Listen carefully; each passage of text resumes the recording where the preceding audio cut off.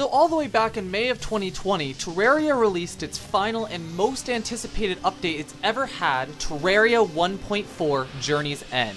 It wasn't just the newest update to the game, it was by far the biggest in the game's history. I think a lot of the content in this game was supposed to be in either the sequel for Terraria or the cancelled game Terraria Otherworld, which may have also been the sequel, I'm not really sure. Regardless, this is the long-awaited update that Terraria fans have been anticipating for literally years. And, as a huge Terraria fan myself, I naturally wanted to try it out for myself as soon as I could. And so, when it came out, I didn't. I don't actually remember why I didn't. I think the biggest reason was that I wanted to play it in multiplayer first, but couldn't find anyone who would actually want to play it with me. So I just put it on the back burner until a few months later. It had always been sitting in my Steam library, just waiting for me to play it again, and eventually I gave it a shot. My initial plan was just to look up all the new changes and then find them in-game, but I realized that that idea would just kinda take all the suspense out of all the changes. Instead, I figured I'd play through the game normally and experience the changes by encountering them accidentally. Now, granted, I had looked at the updates maybe once before, like months ago, but there's a lot of changes, and I had barely recalled seeing the list by the time I had started. Through and through, this was basically going to be a blind playthrough. But even then, I wasn't satisfied by just a normal playthrough of the game. You see, I had a challenge in mind. I wanted to see if I could beat the game using a hardcore character. This meant that if the character died, I would have to restart my playthrough from the beginning. And honestly, Terraria is a game that loves to kill you in any way that it can. So, this was going to be tough. Now, for context, by the time I started this challenge, I was still a very casual player of the game. I'm not any kind of speedrunner, I'm not familiar with the advanced strategies that any Terraria hardcore fans might know. Hell, I hadn't even beaten the Wall of Flesh in one life before, at least not in single player. So for me, the end goal wasn't really to beat all of hard mode, rather just to beat the Wall of Flesh, since that's as far as I could really see myself going anyway. But enough chit chat, let's just get going. My journey began the way it always did when I played Terraria, getting a bunch of wood. Usually after that, I'd explore the surface overworld as much as I could for some quick surface chests. The big difference was, it was 1.4. The entire time I was playing through the game, I was running into things I hadn't seen before. In particular, I was taken aback by the new visual changes to both the UI and the overworld. I particularly liked the reaction to the Windy Day theme, which I initially assumed was just a new theme for the Living Tree. What? I assume that's wind? Oh, that's a living tree! They actually gave a song to the living tree. 2 of them? Whoa, what? After a full day cycle of... Bro, that scared me. Nothing interesting. I run into an underground gold chest and immediately get skeptical because they used to only spawn in underground houses, and I immediately assume it might be a trap. Well, this one wasn't. I find it kind of funny because I accidentally blindly predict that exact trap later. Later on, I run into my very first near death, but I use a recall potion and escape safely. That is as far as I can go toward the right. I then immediately run into a thunderstorm and get paranoid at what could happen. If Breath of the Wild has taught me anything, you don't just ignore thunderstorms. Little do I realize yet that it's purely aesthetic. The journey to the left side is far shorter as I'm quickly stopped by corruption and therefore decide to start my first mining mission. One of the first things I run into is the underground desert, which is one of the few things I remember got a massive update. I've never been comfortable in the underground desert, so I immediately turn around. Why is there lava there? Eventually, I find the very same trapped chest that I theorized earlier and even take all the steps to deactivate all of its mechanisms just to open it and see what's inside. Honestly though, I ran into a ridiculous number of traps in this particular cave and had spotted them all, so the fact that I wasn't dead at that point was a genuine shock. After a brief near-death at an underground mushroom biome while distracted by my first fairy encounter, I went back home and ended up with a full set of platinum armor, bringing me very close to an encounter with the first boss, which just so happened to show up on its own anyway that very night. Despite being a boss and not preparing a proper battlefield, the fight itself was a complete pushover. Hell, I beat it twice. The next steps were to beat the Eater of Worlds and Skeletron, which, after a quick stop to finish exploring the surface of the map, was next on my to-do list. It was during this exploration that I noticed a bit of a problem. I was playing very defensively and not very offensively. That was going to be a problem for late game, and I needed some kind of long-term weapon if I wanted to survive harder encounters. I decided that a gun from a shadow orb would be my best bet. My plan was going to be the space gun, but the meteorite doesn't drop until after the Eater of Worlds is killed. I wasn't aware of this and thought that I could spawn it before that, and I ended up wasting a lot of time with an entire mining mission in the underground ice biome, hoping that the meteorite would just spawn already. At least the trip wasn't entirely worthless. I did replace my shitty cloud in a bottle and a shitty cactus sword. A goblin army showed up and died, and to further stall for a meteorite drop, I used gravitation potions to search the sky for the Star Fury and Lucky Horseshoe, both of which acquired. Slime began falling from the sky, and in my impatience to mine a meteorite, decided to fight King Slime as a test run for the second boss. He too proved no problem, so I skipped the meteorite for now and went straight to the second boss. The Eater of Worlds was also a pushover, leaving Skeletron in the dungeon as my next target. Barring almost dying to the meteorite, which finally did spawn literally as I defeated the boss, I didn't hesitate to go fight Skeletron. Even Skeletron proved no problem, especially when God himself decided to join in on the fight. Ooh.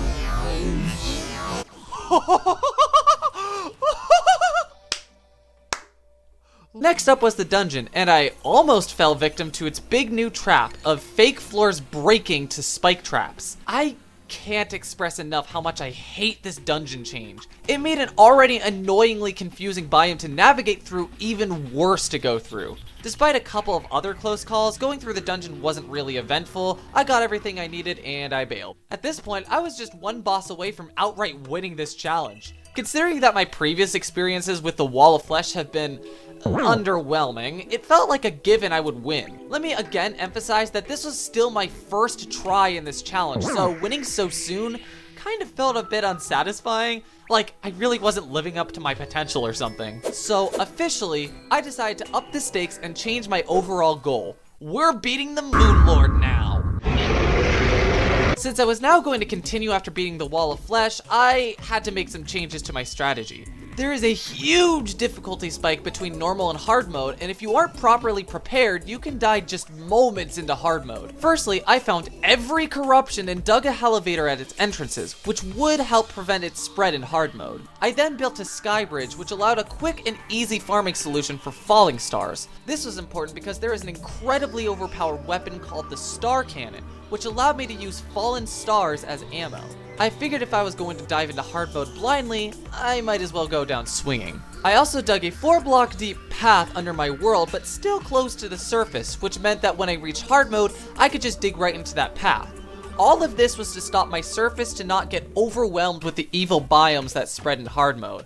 If left unaccounted for, those biomes could take over your world and make it that much harder to navigate. My plan was to essentially stop that problem as soon as possible so that I'd never have to think about it for the rest of the run. Once I was done with that, I prepared myself for the final fight by getting the Star Cannon, farming for stars, going to hell to get some upgrades, nonchalantly killing the Queen Bee, and navigating blindly through the underground desert for the first time, and eventually, I was ready. My world was set, my equipment was as good as it was going to get, and I had a satisfying number of stars to help me destroy enemies in my path. It was time for hard mode. I'm nervous, but here we go. For the Wall of Flesh itself, I had my bee's knees bow paired with my Phoenix blaster gun. Would I survive this dramatic encounter that represent the gate between hard mode and safety? Yes, and kinda easily too. How anticlimactic would this have been if this was all the challenge ended up being? Regardless, there was no turning back now. The goal was set. I had to now completely focus on killing the final boss of the game, the Moon Lord. Now that we're in hard mode, we've hit that dramatic difficulty spike. Hard mode enemies can already spawn and biomes are already starting to spread. The big concern for me was those spreadable biomes, so I went to find the Hallow and the extra corruption on each side of the world and dig into my surface underground path to stop them from spreading beyond those points. Despite nighttime wanting to intervene, this process went without much trouble. After I finished that, I needed to get hard mode upgrades to my equipment. This meant getting a bunch of brand new ore that spawns whenever I break one of these altar things. Normally the game advises you against destroying multiple altars at once, since by doing so, a random block in the world turns into a corrupted stone block, meaning that it can spread and start more corruptions. To be honest though, I wasn't really scared of that, as one block starting a spread in a large world would take ages before it would genuinely affect anything, And considering that I would probably be fairly equipped to handle it by then, I smashed as many as possible, which also did increase the amount of hard mode ore that spawns in the world. Mining mission number 1 in hard mode went very well until it didn't. I got as far as an orichalcum pickaxe before I ran into a hallowed mimic that nearly destroyed me, and I teleported home right into a blood moon. After nearly dying to a clown, I went back underground to finish the mining mission before getting interrupted once again. What? No. No, I'm not ready. Suffice it to say, I was not prepared to fight a hard mode boss, especially this early. Why? What did I do? You think I'm ready for this game? What? How could you possibly think that? Okay. I can't use up all of my stuff there, so I'm gonna have to use other shit. It was quickly becoming clear that despite my best efforts, I was doing nothing for damage. I was throwing my best weapons at my disposal at him, and he was having none of it. This was looking bad. There was good news though. I was surviving the hits for the most part. My potion and nurse usage was keeping me alive throughout the fight. Just like the run in general, my fight was proving very defense oriented. I don't know if I'm gonna die. I don't care if I don't kill him. I just don't want to die. Which gave me an idea. Theoretically, most bosses that spawn at night go away by daytime. If killing Skeletron Prime wasn't possible, maybe I could still at least survive the night by just staying alive until the sun rises. Prime would then despawn, and I could continue upgrading until I was actually ready to fight him. After all, there's no real rush to killing Skeletron Prime right now, so long as I did it eventually. Really, my only goal here was to survive. So, it became a waiting game. A standoff to see if I could survive long enough for the sun to rise. What's the moon even at? What time is it? I'm not even halfway done, and yeah, there's no way I'm doing this tonight. At this point, my only goal is to live. I don't know why I'm bothering damaging it if that's the case. I could save my ammo. And technically, the sun did rise.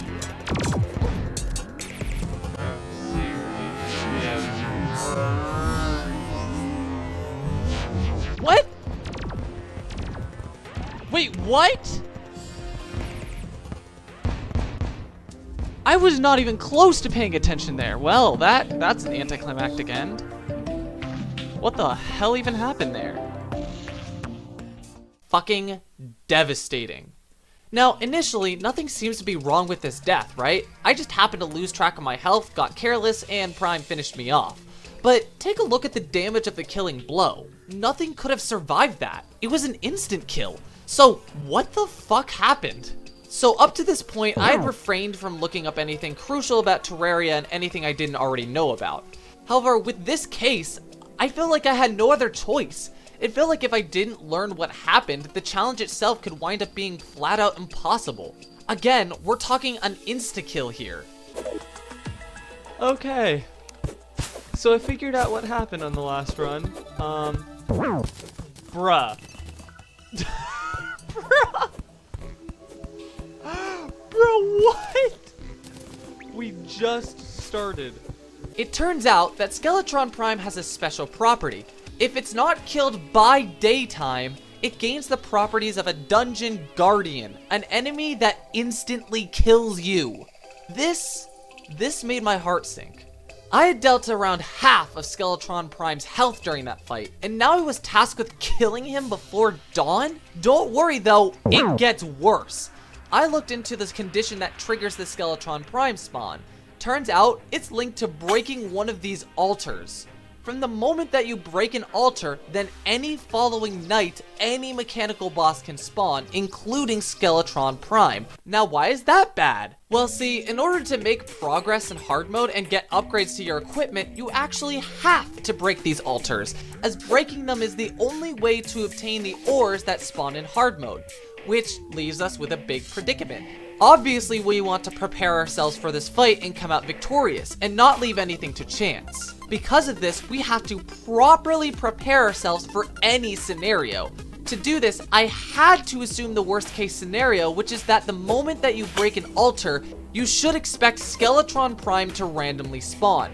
This meant that theoretically, by the time I fulfill the condition to spawn him, I should already be ready to fight him at any moment. The issue being, any and all hard mode progress is locked behind that very spawn condition, since most of the armor and weapons in hard mode require the ore that spawns in an altar breaking. This means that before we break an altar, we're also supposed to somehow be ready to fight a mechanical boss. So what kind of items do we have at our disposal? Normal mode items. Fucking how? How are we supposed to win this fight? My dilemma is, I cannot break any altars until I have good enough weapons to kill the bosses, and then I have to go for it, which to me is crazy. That means that in hard mode, I have to survive on molten armor all the way through the boss. Ow. Oh gosh. Why do I have to rain right? Oh my gosh, game. Damn it. No. Stop. Game. And I'm dead. Great. Great job. I needed a change of strategy. The first thing I realized was that I was way too hyper-focused on defense. Even though there were a couple of close calls with the Prime fight, I was never scarily close to death, even though I was rocking early hard mode and some normal mode armor. I believe that even if I was stuck with normal mode armor during the fight, so long as I played it carefully, I could live. So honestly, defensively, I shouldn't be too worried about. The issue is the offense. During the fight, I ended up dealing about half of Skeletron Prime's health by daytime, and he spawned as early as possible in nighttime, which meant that I'd used up about the maximum amount of time to do damage. This meant that if I wanted to kill Skeletron Prime, I needed to somehow double the damage I did the previous run in the same amount of time, if not more, because doubling the damage alone would still make us on track to defeat Prime by daytime, which would be a gambit. If I were a little bit too late in killing Prime by then, I would still fall victim to the insta-death. It would be far safer to leave some time left before daytime so that we wouldn't risk being too slow. I kind of think I could maybe do it. All I'd need to do is deal enough damage. So the main thing would be to get the best weapon, and I think I need to find the right gun, because, or maybe, okay. Can you hop out, please? Oh my gosh, guys. Can I play the dang game? No, stop. Game. Stop being, oh my god. I hate this. Why did Pinky have to show up? It does change a lot of my strategy though, because originally the plan was to try to find enough defenses so I could survive in the long run, but knowing that my plan to secure the defense is pretty much dead in the water, I'm going to have to settle for better weapons and just being able to kill things faster. Now, granted, my weapon usage during the fight was pretty bad, to say the least, but even then, the weapons themselves weren't that awful either. Even using one of them to the best ability probably wouldn't double the damage I was seeking to deal against this boss. What I needed was a weapon accessible before breaking an altar that would deal enough damage to kill Prime by daytime and then some. To me, there was only one item that could really fit this bill: the Star Cannon. I mentioned it before, but the Star Cannon is a weapon that uses falling stars as its ammo. It was by far one of the most broken weapons in normal mode, so my thoughts was, if I used this as the gun against Skeletron Prime, I might have a chance. He's almost dead! Holy crap! The problem is the ammo. Falling stars are considerably harder to get than bullets or arrows. I mentioned sky bridges earlier, which normally increase the efficiency of collecting falling stars at night. Even with those bridges, on a good night, you could maybe collect about 100 stars at most. And this is if you had made the bridge that spanned the entire world that you traveled across the whole night. I suspected that to beat Skeletron Prime, I'd need at least several hundred falling stars, maybe even 1,000. There is a random chance that falling stars are more likely on any given night, but still, this would mean a lot of farming. Just for a hard mode boss, I wasn't even sure would die to this. Nonetheless, I put my faith in the star cannon. I had a new strategy, and all that was left to do was to try to implement it. By the way, some of you Terraria veterans might be screaming at your screens right now about some obvious and more simple solutions to the problem I had at hand. Keep in mind that I was still a very casual player of this game, especially when it came to hard mode, and also I was still playing blind, so most of the more obvious solutions hadn't even crossed my mind yet. They did eventually, and I'll get there, but for now, just bear with me. Now that the quest's main objective had changed, I essentially had to reformat my run all around this star cannon strategy. The start of runs would be mostly similar, explore the surface as much as possible and go on a basic mining mission. As soon as I could, I'd start a sky bridge at the highest spot in my world so as to navigate across the bridge as swiftly as possible. From there, I'd make a watch to keep track of nighttime and spend every single night collecting falling stars. Besides that, the daytimes would be more of the same. Beat the first boss, beat the second, beat the third, go to the dungeon, dig elevators, dig a large tunnel, and go to hell. Once I did that, I'd go to hard mode and figure out something from there. Okay, strategy formed. Let's go. Ignoring that run that just died instantly, I once again had very good luck with my next run, mostly due to a single mining mission that basically granted all of the ores I needed and just way too many Hermes boots. I also got a good start on my star collection because of a lucky meteor shower night, a random night that spawns more falling stars. At the time I hadn't made a sky bridge, but nonetheless I did get a head start. It did take a while for me to actually make the sky bridge finally, but in my defense, it legitimately would not stop raining in this world, I swear to God. Other than that, this run was going very well. It's raining again. I breezed past the first 3 bosses, worked on my sky bridge as much as possible, and got the items from hell and the dungeon that I needed. I was a little behind on mining elevators though, since I had so many different corruptions, so I did go to finish the job when I saw a trapped chest. Now, up to this point, I had risked mining out every single trap I'd seen to open these chests since, well, free loot. So naturally, I did go for it.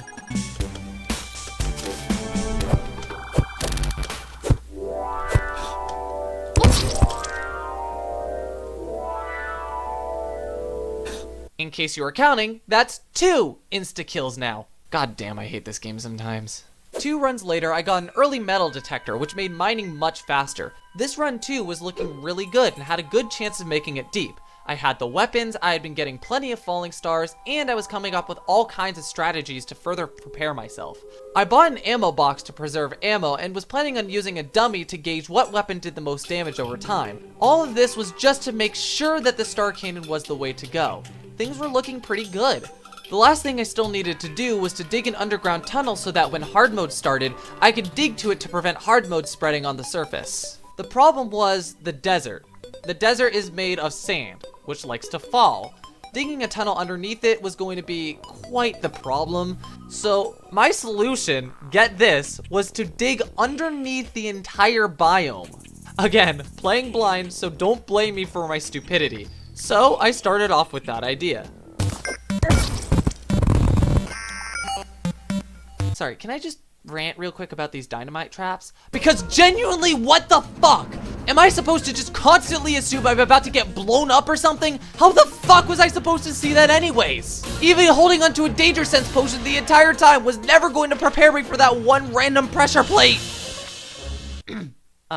Sorry about that. The very next run once again had enormous potential. This time, my early game was incredible, getting a lot of essentials, a suitable double jump, running boots, and once again I was on track for a good run.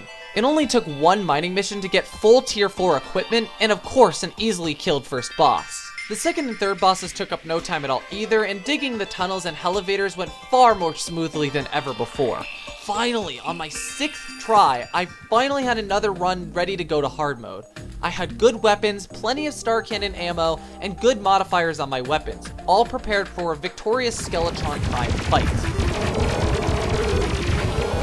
Hard mode. Here we are. Okay. The transition to hard mode was not quite as good. I ended up getting back home in the middle of the night on a full moon. Having to instantly deal with werewolves on night 1 of hard mode was not nearly as easy as planned. Nonetheless, I did end up finding both newly spawned biomes, and I prepared to dig around them to prevent spawning. The Crimson was easy to keep skill, but the Hallow ended up seconds away from my house, astoundingly replacing a Crimson that had already existed there. Wait, the Crimson was right here. So what is this? It overtook it. I'm actually really happy about that. Finally, legit Hallow. The problem was, it spread a little too close to my house, so I needed to panic and make another pit closer to home. Underground. Oh no! Oh no!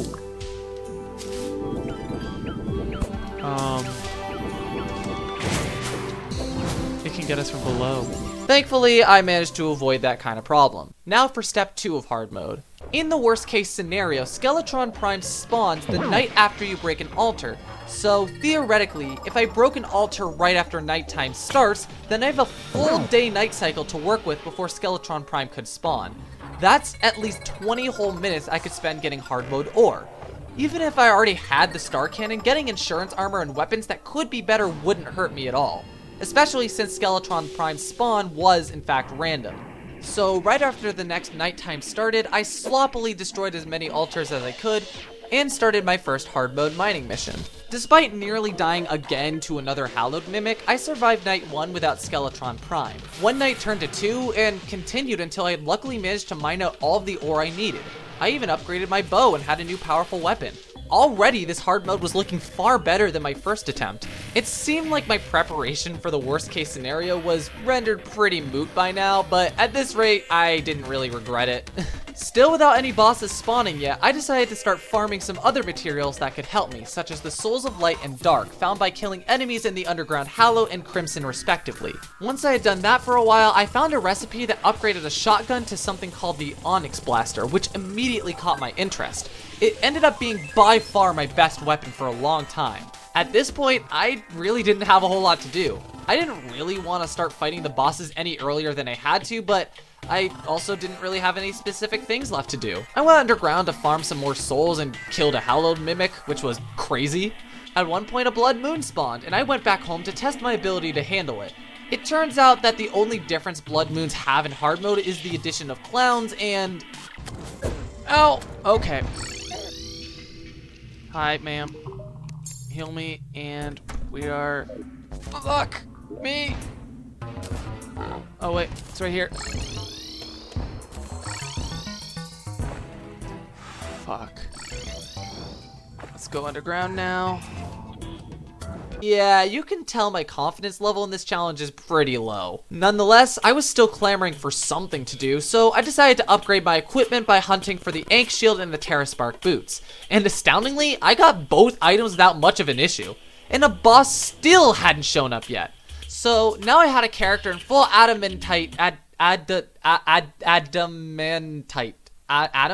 adamantite, with a powerful weapon and extremely solid equipment. So now what? A boss? Frankly, even after all of this, the thought of losing to an insta-kill Skeletron Prime and starting all over was something that I was still fearing. And I didn't want to have to fight Skeletron Prime until I absolutely needed to. Even after hours of hard mode survival, I couldn't figure out if I was over-preparing or just delaying the inevitable. I decided on a new regimen. Until a boss shows up on its own, I would fish each day for an angler item, then when I got said item, farm for a biome key. And I'd just do that on loop. I did this for a few reasons. The biome keys take a long time to farm, and since I was essentially playing the waiting game anyways, I had the time to farm them. I wanted to fish since there were some good hard mode items I could get from the angler, and it was also the only way to get the enchanted sundial. This item was the only way to speed up time, which was going to seriously help to avoid a solar eclipse if it came. Anyways, this was now my routine, and it lasted a while. It was pretty boring. At one point I switched my double jump into a fart because it technically went higher, and now I was hearing fart noises all the goddamn time. Great. After hours of nothing, I did end up getting the Crimson Key and the Enchanted Sundial. Still no bosses had spawned though, so it was back to the grind. Though not too long after... Oh, no! No, it's Skeletron Prime. Not Skeletron Prime. Holy shit. Now, to clarify, I had assumed that the message was for Skeletron Prime because I don't actually remember what its spawning message was. Immediately, I panicked, but unlike my previous attempt, I was ready. Everything I'd done up to this point was set to make sure I survived this particular encounter. After some quick preparations, there was really nothing left to do but fight. Wait, what? What? Wait, what? I thought this was gonna be a terrible night. I thought the eye were being washed was the... Oh. Okay. Okay, I think I remember that I should, quote unquote, I think I'm supposed to target only one of them and get them out of the way. That way I don't have to deal with both of them at the same time, if I remember, so I'm gonna do that. So I'll focus on Mr. Spasmatasm. Okay, so far, easy peasy, lemon squeezy. Right, there we go. Oh my god, what is that? Whatever it is, I don't like it. It is spraying like crazy. Okay, thank you for stopping that. I thought he wasn't gonna stop. I was like, how is that even possible to beat? Okay,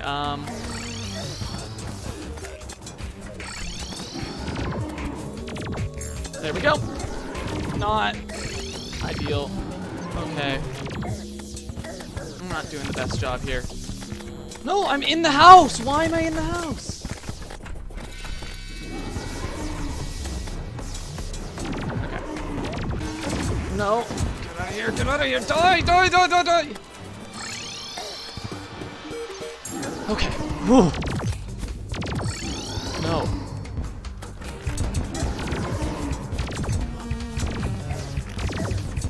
No! Stop going in the freaking house!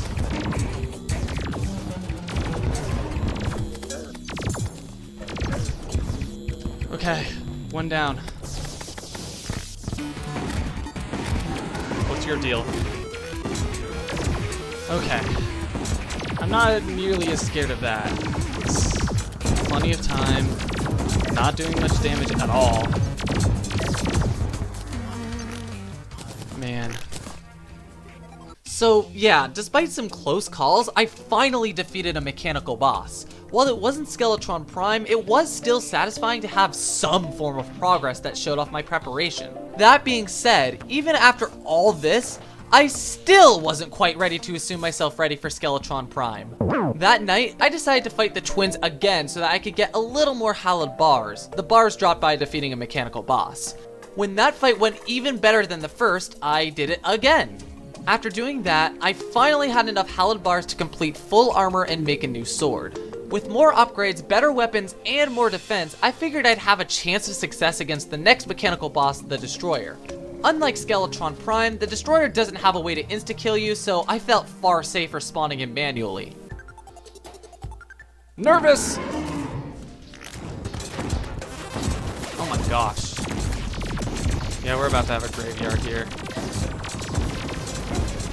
Y'all are weak. Y'all bitches are weak. Jesus Christ, it is a bloodbath down there. As long as the nurse is fine. As long as the nurse is okay. We are good. The guide survived, of all people. 2 down, Prime to go. Well, sorta. I was still, for whatever reason, really hesitant on manually spawning Skeletron Prime, despite the fact that I really couldn't make any in-game progress until I did. Now, some of you may be confused by my hesitance, but you have to realize... Okay. Anyways, you have to realize that I was so scared of the insta-kill. Imagine playing on a specific character for tens of hours and having to start all over because the game just kinda decided you had to die. That all being said, part of me was also fighting that hesitance. I was getting that feeling that if any run had the potential to bypass Skeletron Prime, this would be the run. I've done more than enough preparation. I had survived numerous near deaths by now, and I had really good equipment. I was in the right mindset too. At this point, I had a feeling. If any run could do it, this was the run. So anyway, I hesitated and went back to the waiting game. I went back to the routine of killing every enemy in sight, and one in-game night later, I got my third key. Only the ice and desert keys remained. I moved over to the desert and, for maybe the first time ever, celebrated at the arrival of a sandstorm. Sandstorms do increase enemy spawn rate, so I was really excited for it, but it didn't last very long. And neither did my luck, because the very next night, the game had had enough. Oh shit. No. That's Skeletron Prime. That's Skeletron Prime. Oh my god.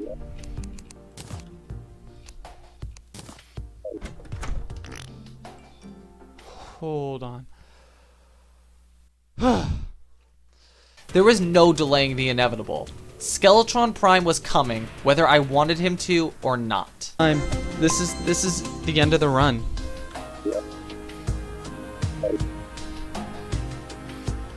Oh my god. This is it. This is the...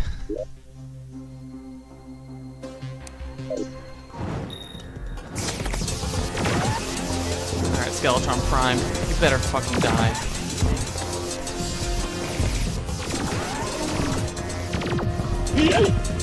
What the fuck? Why did my... I'm not taking like any fucking damage though, so that's the good news. I think I'm gonna do it. Okay, looks like I'll be okay. Thank goodness. If we can get past this, we got past the insta-kill. Yes! Yes! Yes! Yes! Please die! Please die! Please die! Yes! Oh my god, do we want to do it again? Fuck no. The answer is fuck no. Oh my god! Let's fucking go! Okay. Well, all we have left is Plantera, Golem, the lunatic cultist, and the Moon Lord. And just like that, I defeated Skeletron Prime. I had finally beaten the last insta-kill of the game, presuming I don't step on any more explosives. But seriously, this was a huge deal for me. With the boss gone, my chances of beating hard mode and by extension the entire challenge increased drastically. I was pumped. The next steps were simple. Firstly, defeat Plantera, which I distinctly remember not having any trouble with in any of my casual playthroughs. Then it was time to go to the dungeon and pick up the biome key chests. This was going to be somewhat scary, as the dungeon was never particularly easy to go through, and it only got harder after you defeat Plantera. After that was the Jungle Temple and Golem. I had absolutely no memory of what the Jungle Temple was like from my casual playthroughs, so I was more or less going to have to enter blindly, difficulty unknown. Then I had to defeat the lunatic cultist, who I definitely remember having trouble with before. Then there's the pillars, which are equally as foreign to me as the Jungle Temple was, and finally the Moon Lord himself. I was worried, to say the least, but also, for the first time, I felt comfortable.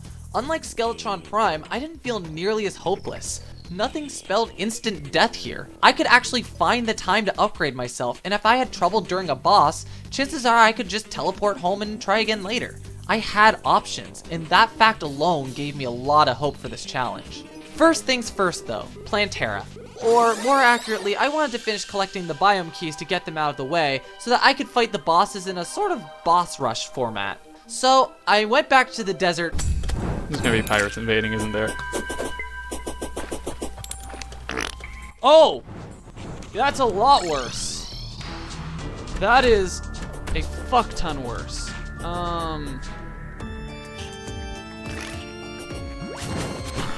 Oh my god. For a split second, my heart sank, but then I remembered that I had access to the enchanted sundial, which instantly goes through a 24-hour period. Wait a second. Hey, how about no? You dumb. Oh my god! Though a Mothron did show up to try to make things harder briefly, I thankfully avoided tragedy. Before I returned to my key hunt, I stopped to upgrade my gear. By defeating all 3 mechanical bosses, I had access to chlorophyte and life fruits, both crucial updates. Without too many close calls, collecting these items did go pretty smoothly, albeit incredibly slowly. It took me forever to find the goddamn life fruits. But after that adventure, I did end up with full turtle armor and 500 health to my name. Back home, it was key time again. I only just got back from mining, so I hadn't done much killing Yes! Okay, never mind. Key down. Only the ice key remained. A couple of wacky things then happened in quick succession. First, I had found an item that I'd never seen before. Rain song?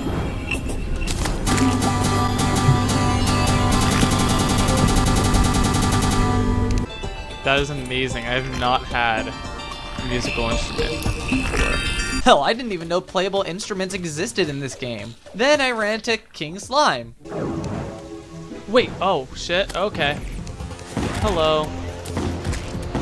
Boy, he sure tried to kill me. Good job. You did a thing.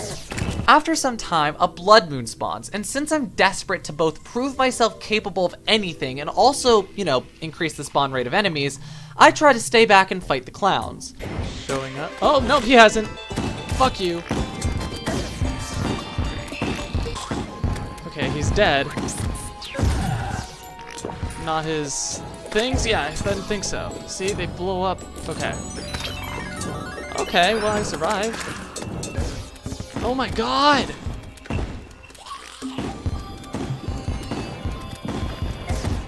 I can't.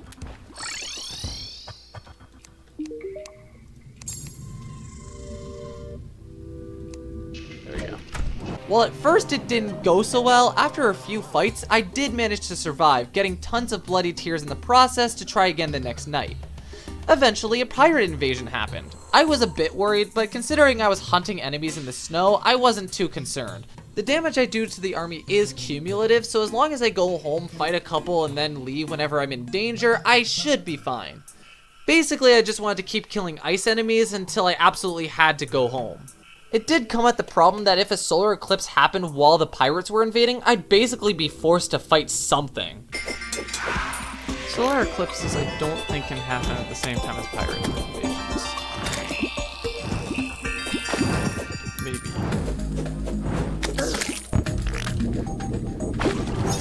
If I'm wrong, well, I have no choice but to try the solar eclipse.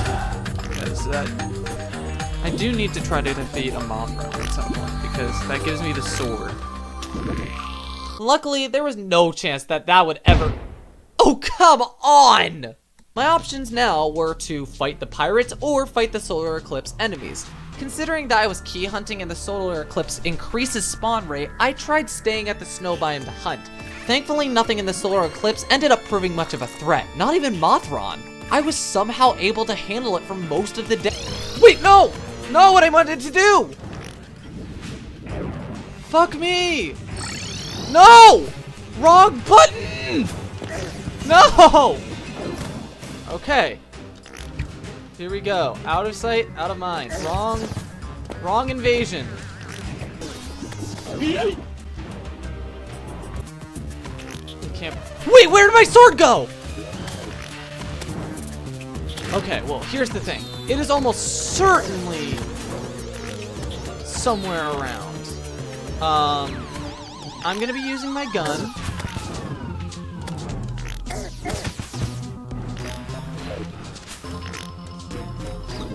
No, why did...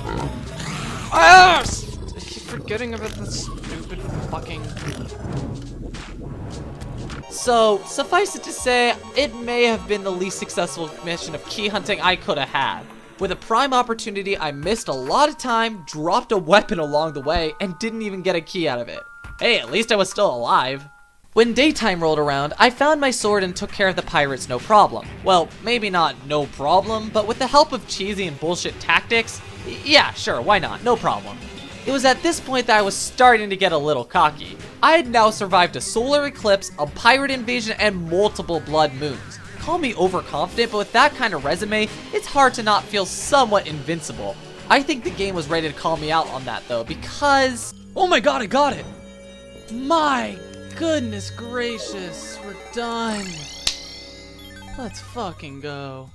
I now had all 5 biome keys, which meant it was finally time for the boss rush. Plantera, Golem, Lunatic, Moonlord.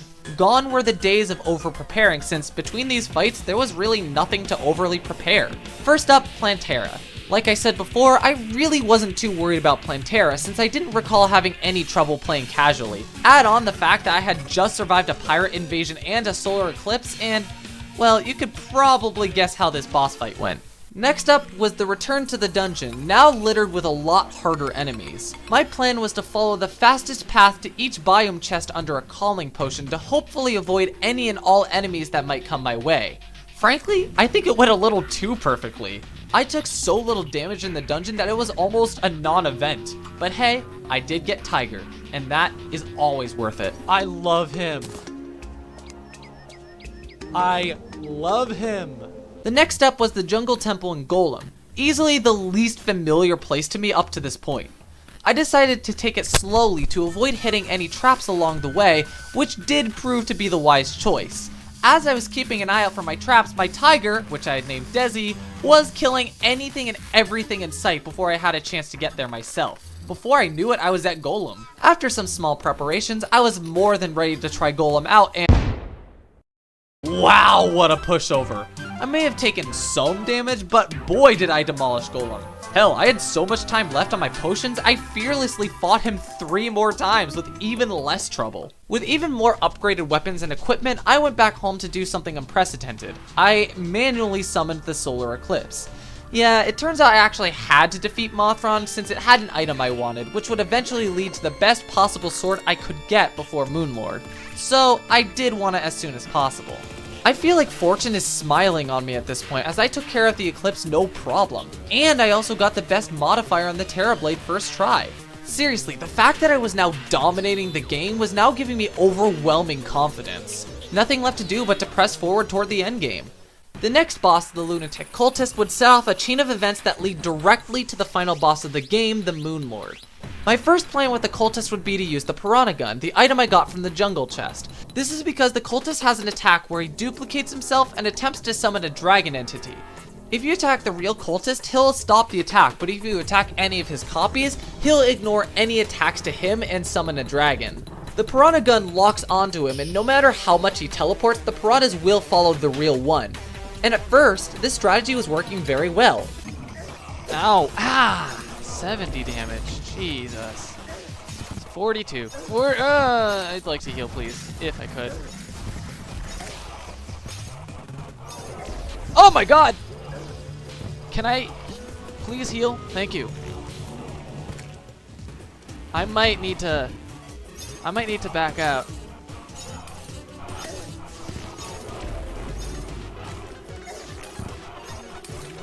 Oh my god, I might die. Can I leave? I can. I need a different game plan.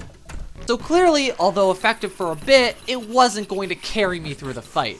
Thank goodness I can back out of this fight. It allows me to basically press the panic button and just retry the fight whenever I need to without the risk of dying. The next attempt, I tried to mix up my attacks a bit where I'd use the Piranha Gun when I thought he was going to make copies of himself and then switch to a different weapon after that attack. It became pretty clear though that switching between weapons was taking up too much focus and I was quickly falling behind in health. At some point during the fight, I found that trying to find the real cultist naturally and attacking with one weapon was still manageable, so I opted to drop the Piranha Gun strat entirely. Watching my health very closely.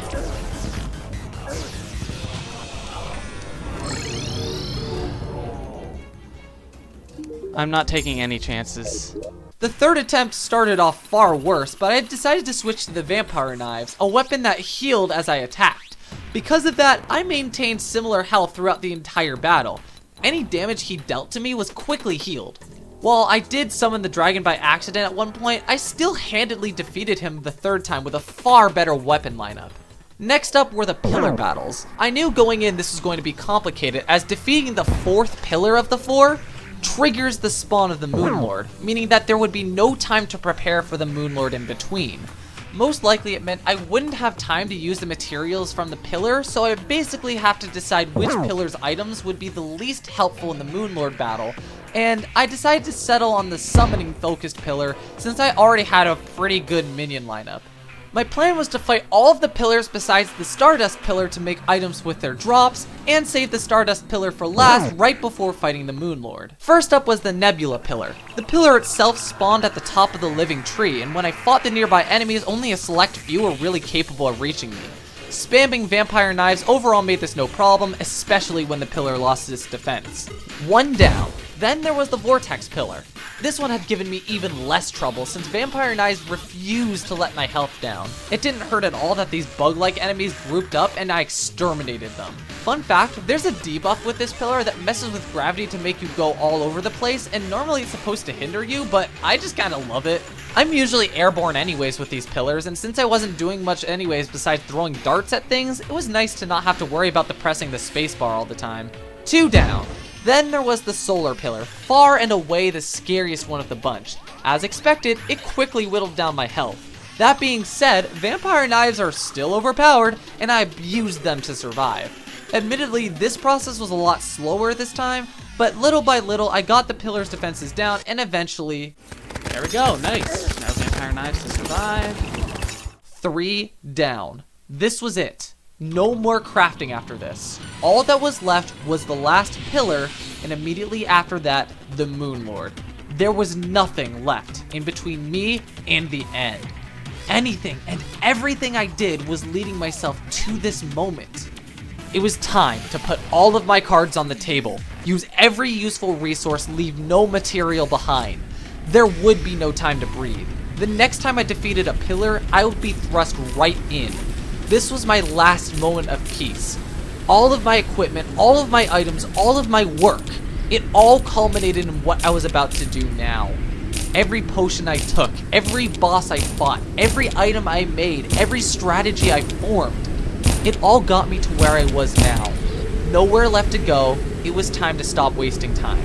It was time to go all in.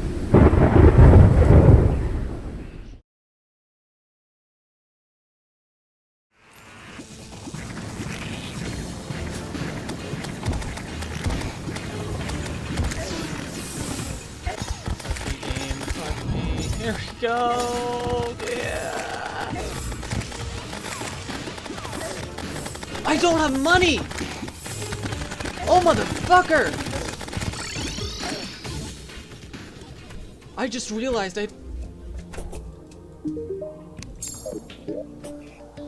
Oh my god, sell things, sell things, sell... Okay, first of all, grab... First of all, do that. Okay, well, I don't think I have time.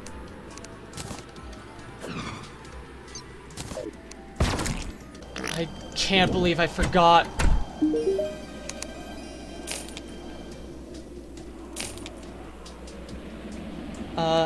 Anything. That, sure.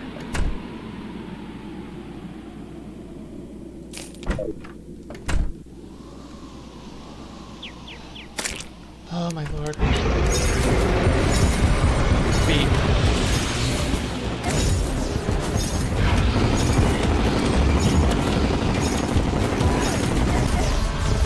Cyborg. Oh god. NPCs are dying. Can confirm. Can die. Doing damage. Not taking a whole lot, but I'm also not just...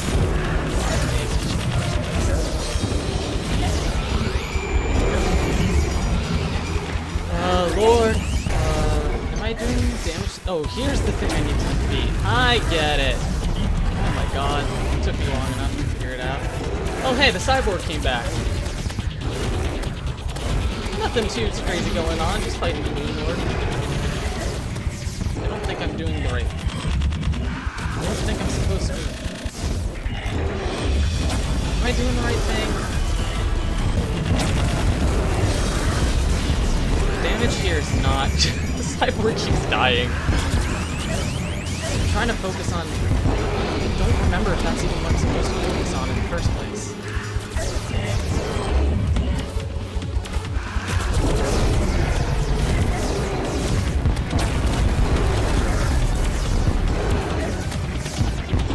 I still have 10 seconds before I can do it. I can't believe I forgot that money was actually important for this fight. Can I defeat this thing? The eye that just came out? Am I supposed to defeat this thing?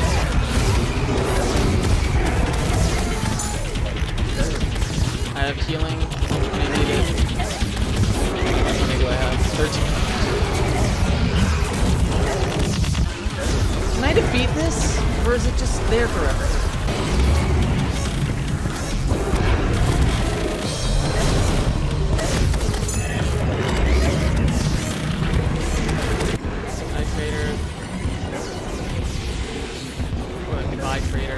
I am not doing well on health at all.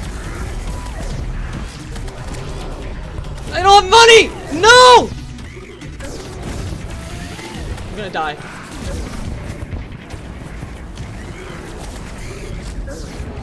I'm going to die! H. B, H.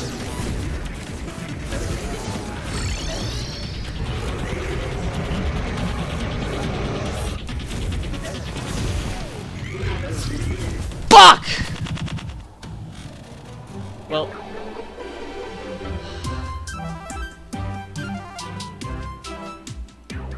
That's the end of my runs.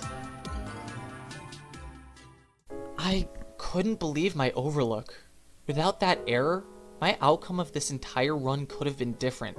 I was at the final boss of the challenge, one that I legitimately thought I had no chance at when I started. This was my opportunity to finish one of the hardest challenges I had ever done, and I had made the most trivial of errors. Just like that, all of my hours spent on this challenge, this run alone even, wasted. I was understandably heartbroken. I failed. I lost. I couldn't bring myself to attempt to finish the challenge. I had my chance, my opportunity. Any attempt I would get would most likely sink hours into themselves only to be washed away by some stupid mistake. Even if they didn't, it still meant starting back at nothing. After hours of dominating everything in my path, to have to start again on some world where defeating a green slime is time consuming, it wasn't worth it. You win game. Challenge over. Admitting defeat, I decided to break my blindness with the game and start looking things up again. I looked up a lot of the changes in 1.4 that I hadn't spoiled myself with. I looked up different equipment that I had gotten but never used. I looked up the equipment that I had skipped, recipes I was looking for. I engulfed myself into Terraria knowledge just because. This challenge only made me appreciate this game even more. I remember I was looking at the page for potions when I stumbled upon a line that mentioned obtainable via various chests around the world in the seed 05162020, or for the worthy. Wait, what? Chests with items exclusive to seeds? Confused, I looked into what it meant by those seeds and... Holy what? Terraria has an entire section of hidden and secret seeds that when entered, changed the world entirely. At first I thought it just meant that people had discovered seeds with like strange properties, but no! These are seeds specifically designed by Relogic themselves that actually change things about the world specifically. There's so many changes here to talk about. There's the seed, not the bees, for example. It changes the overworld to a jungle, and every block in the world is replaced by some jungle version of itself.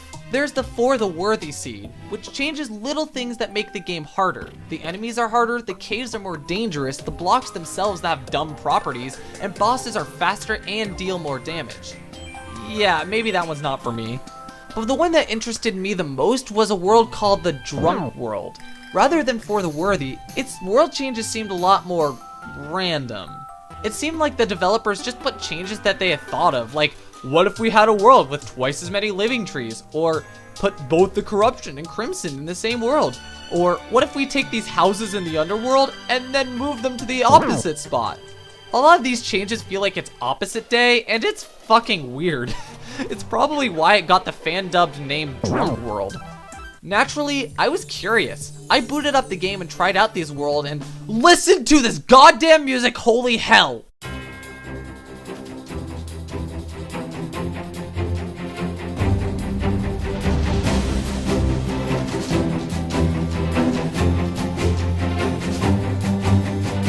This soundtrack is so good, what in the world? The soundtrack is apparently originally supposed to be the music of the canceled sequel of Terraria Otherworld, and oh my god, it's so much better. I 100% prefer this soundtrack to the original, like, wow. Bored, I explored each world with some leftover hardcore characters for fun, and yeah, I didn't really make it far for either For the Worthy or Not the Bees. The Drunk World was different though. Its changes just made things different. It was kind of refreshing. The game was different, and after so many times playing through the game normally, it was really cool to pick up the game in a different way than I normally do. And finally, something was driving me to play the game again. Playing this Drunk World was getting me all excited about Terraria. I was officially convinced it was time to jump into this game again. It was time to explore.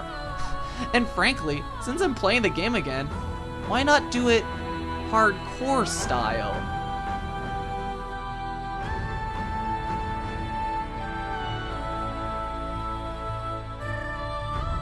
Hey guys, thank you so much for watching. This video was taking so long to make, and I appreciate that you guys took the time to watch it. Naturally, as you can expect from this ending, this is going to be part 1 of a 2-part series. I have a lot more Terraria content with another video for you guys, so please stay tuned for that. Anyways, thanks so much for watching. Subscribe if you're interested. I'm thinking of putting more on this channel. I know I haven't posted in a long time. I'm sorry about that. I've just been focused on school and stuff, so I'm just posting some projects whenever I get the idea to do some. I have this Minecraft challenge that I recorded. I might upload that one too. I'll see if I have time though. But anyway, thanks one last time for watching, and I'll see you guys some other time.